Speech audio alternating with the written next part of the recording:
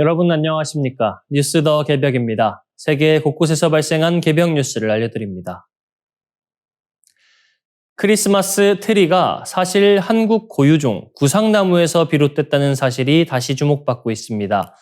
전 세계 가정과 도시를 밝히는 크리스마스 트리의 원산지가 바로 한라산과 지리산, 덕유산에 뿌리를 둔 한국 특산종이라는 점에서 문화적, 생태적 의미가 새롭게 조명되고 있습니다. 구상나무가 세계에 알려진 것은 1900년대 초로 거슬러 올라갑니다.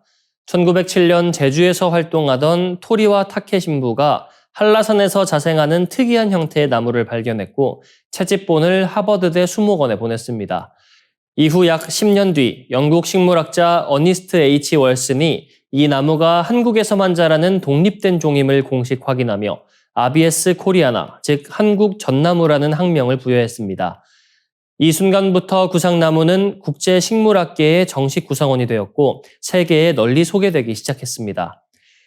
원래 서양에서는 크리스마스 트리로 독일 가문비 나무가 주로 쓰였지만 나무가 지나치게 크고 무거워 일반 가정에서는 사용하기가 어려웠습니다. 반면 구상나무는 키가 적당하고 가지 사이의 간격이 넓어 장식을 달기 좋은 이상적인 구조를 갖고 있으며 잎은 견고하고 향은 은은해 가장 아름다운 트리용 나무라는 찬사를 받았습니다. 이 아름다운 특성 덕분에 구상나무는 빠르게 세계 시장에서 사랑받는 대표적인 크리스마스 트리 수종이 됐습니다. 그러나 구상나무 종자가 해외로 반출된 시점은 1904년 국제생물주권 체계 이전이었기에 오늘날 한국이 로열티를 요구할 법적 근거는 없습니다. 하지만 구상나무의 고향이 한국이라는 사실, 그리고 세계적 상업성과 문화적 상징성을 고려하면 이 종의 원산지로서 한국이 갖는 생태, 문화적 의미는 여전히 크다는 평가가 나옵니다. 한편 정작 고향인 한라산의 구상나무는 지금 심각한 기후위기와 병해로 빠르게 쇠퇴하고 있습니다.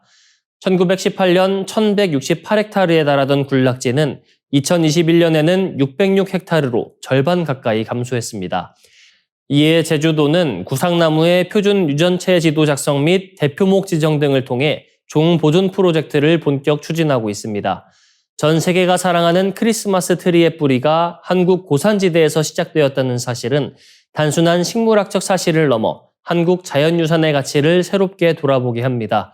이제 구상나무는 과거의 아름다움뿐 아니라 미래 세대를 위한 보전 노력의 중심에 서 있게 됐습니다. 미국 트럼프 행정부가 중국을 더 이상 견제 대상이 아닌 대등한 강대국으로 인정하는 방향으로 기조를 바꾸고 있다는 분석이 나오고 있습니다. 이 변화는 사실상 미중 양강, 즉 G2 구도의 공식화를 의미한다는 평가가 제기됩니다. 피트 헤그세스 국방장관은 6일 레이건 국방포럼 연설에서 냉전 이후의 단극 체제는 끝났다며 중국을 미국과 공존해야 할 강력한 세력으로 규정했습니다. 그는 중국의 군사력 증강을 인정하면서도 미국은 중국을 압도할 생각이 없다며 지배가 아닌 세력 균형을 지향한다고 밝혔습니다. 이러한 발언은 미국이 더 이상 중국의 부상을 억제의 대상으로 바라보지 않고 국제체제의 주요 축으로 받아들이기 시작했음을 보여줍니다. 백악관이 전날 발표한 국가안보 전략에서도 중국을 별도의 위협으로 규정하지 않고 서반구 방어와 경제적 이익을 우선 과제로 제시했습니다. 전 NSC 중국 담당 조너선 치는 중국이 반길 내용이 많다며 미국이 중남미에 전략적 초점을 돌릴 경우 중국은 아시아에서 더 넓은 공간을 얻게 된다고 평가했습니다. 미국의 전략축 이동이 중국의 지역적 영향력 확대를 사실상 용인한다는 효과를 낳을 수 있다는 지적입니다. 트럼프 대통령의 최근 언급도 변화된 기류를 뒷받침합니다. 그는 한국에서 열린 미중 정상회담을 앞두고 곧 G2 회동이 열린다고 표현하며 양국을 대등한 두 강대국으로 묘사했습니다. 국제정치 매체 디플로맷은 트럼프가 다시 G2 개념을 끌어올렸다며 이는 중국을 미국과 동등한 위치에 올려놓는 정치적 메시지라고 분석했습니다. 다극화가 진행되는 국제질서 속에서 두 강대국의 균형 구도가 심화될 경우 동아시아 국가들의 전략적 불안정이 더 커질 수 있다는 우려도 나옵니다. 전문가들은 미국이 G2 구도를 강조할수록 중국과의 직접 충돌은 줄일 수 있지만 그만큼 동맹국들이 부담해야 할 안보 비용은 커질 것이라고 전망합니다. 실제 이날 헤그세스 장관은 집단 방위에 기여하지 않는 동맹은 그에 따른 후과를 감당해야 한다고 경고했습니다. 이는 향후 미국이 동맹의 역할과 기여도에 따라 안보 지원과 외교적 우선순위를 더욱 차등 적용할 가능성을 시사한 것으로 해석됩니다. 최근 영국 콜린스 사전이 선정한 2025년 올해의 단어 바로 바이브 코딩입니다. 이런 느낌으로 만들어줘 라는 말만 던지면 AI가 스스로 구현해주는 새로운 개발 방식으로 기술이 인간의 감각과 직관을 이해하기 시작했음을 보여주는 상징적인 변화입니다. 오픈 AI 공동 창업자 안드레이 카르파시가 올해 처음 사용한 표현이지만 이미 개발자의 80%가 AI 도구를 쓰고 있고 일반 직장인, 대학생까지 활용 범위가 확장되며 코딩의 진입 장벽이 사실상 사라지고 있습니다. 챗GPT 등장 3년, 생성형 AI는 업무 처리뿐 아니라 학습과 기획, 상담까지 인간의 활동 전반에 깊숙이 스며들었습니다. 전 세계 이용자 수는 8억에서 10억 명에 이르고 감각으로 명령하고 AI가 구현하는 방식이 새로운 표준처럼 자리 잡아가는 중입니다. 하지만 기술의 변화 속도만큼 사회적 이해와 제도적 정비가 따라오지 못하고 있습니다. 최근 대학가에서 연이어 드러난 AI 컨닝 사태는 이를 단적으로 보여줍니다. AI의 능력도 학생의 활용 방식도 충분히 이해하지 못한 채 화면과 손을 촬영하는 수준의 감독에 의존한 결과 제도는 현실을 따라가지 못했습니다. 앞으로 기계가 잘하는 일은 기계에 맡기고 인간만 할 수 있는 비판적 사고, 종합적 판단 능력을 어떻게 키울지 교육 시스템이 근본적으로 재정비돼야 합니다. 이 변화의 또 다른 단면은 중국 테크 업계에서 극적으로 드러납니다.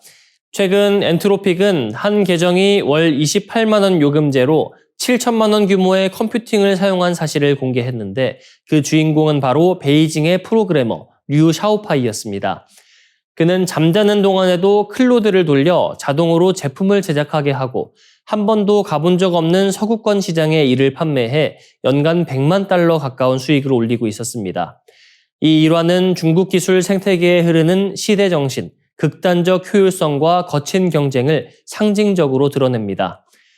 중국의 서비스형 소프트웨어 시장은 작고 유료 소프트웨어 문화는 취약하며 실리콘밸리처럼 과감히 투자하는 벤처 캐피털도 많지 않습니다. 게다가 미국의 수출 통제로 최첨단 GPU 접근까지 제한되며 중국 AI 기업들은 훨씬 적은 자원으로 빠른 성과를 내야만 합니다. 이런 환경에서 스타트업들은 시도, 실패, 수정의 사이클을 비정상적으로 빠른 속도로 반복하며 제품을 시장에 밀어넣습니다. 틱톡의 알고리즘과 슈퍼앱 모델, 그리고 아침 9시에 출근해 밤 9시에 퇴근하며 주 6일을 근무하는 996 근무 문화가 글로벌 테크 생태계를 흔들어 놓은 것도 이 같은 환경이 만들어낸 독특한 혁신 방식 때문입니다. 이 거친 경쟁의 무대에서 두각을 나타내는 사람은 결국 류 샤오파이 같은 유형입니다. 바이브 코딩을 모기로 누구보다 빠르게 제품을 만들고 국경을 넘어 판매망을 구축하며 기술과 노동의 질서가 바뀌는 새로운 시대에 적응한 인물입니다. 바이브 코딩이 올해의 단어로 선택된 이유는 단순한 기술 트렌드를 넘어 인간의 감각과 사고, 노동 방식이 재구성되고 있음을 보여주는 징후이기 때문입니다. 에마뉘엘 마크롱 프랑스 대통령이 중국은 유럽 산업 모델의 심장을 꿰뚫으려 하고 있다고 경고하며 유럽연합이 머지않아 중국산 제품에 고율 관세를 매길 수 있다고 공개 압박했습니다. 유럽의 핵심 산업 기반이 붕괴될 수 있다는 위기의식이 이번 메시지의 정중앙에 놓여 있습니다. 마크롱 대통령은 지난 7일 프랑스 경제지 레제코 인터뷰에서 중국이 EU를 상대로 기록적인 무역 흑자를 이어가는 방식이 유럽의 산업, 혁신 구조 자체를 겨냥한 것이라고 강조했습니다. 중국의 공작기계와 자동차 공세가 유럽의 전략산업에 직접적으로 잠식하고 있으며 이는 유럽 경제 모델의 심장을 향한 공격이라는 것입니다. EU의 대중무역 적자는 2024년 3천억 유로, 우리 돈 510조 원에 달합니다.